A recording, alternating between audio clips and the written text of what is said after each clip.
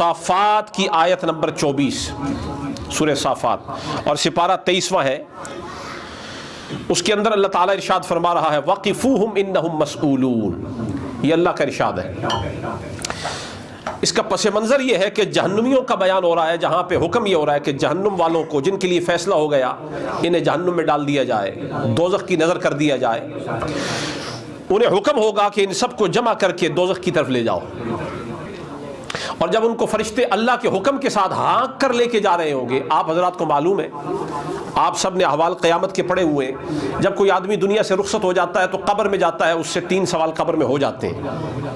من ربک، ما دینک،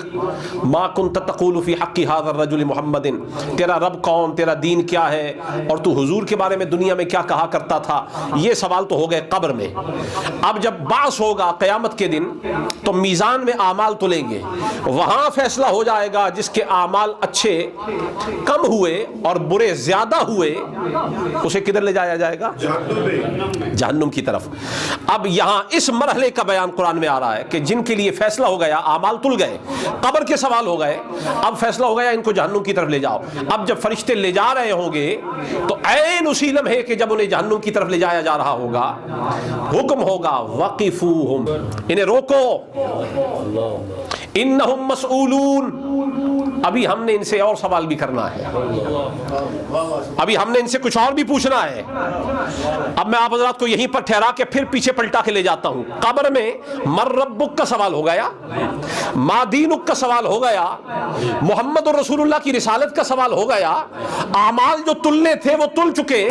اب جنہوں نے جہنم جانا تھا وہ ادھر جا رہے ہیں۔ اب ٹھہرانے کا کیا معنی ہے؟ 6 معنی دارت، کیوں روکا جا رہا ہے؟ اس کا جواب سوائے کے موقع میں علامہ ابن حجر حیثمی مکی نے، جو امام کعبہ ہے، انہوں نے بیان کیا، انہوں نے کہا کہ رب تعالیٰ روک کر فرما رہا ہے انہم مسئولون عن ولایت علی،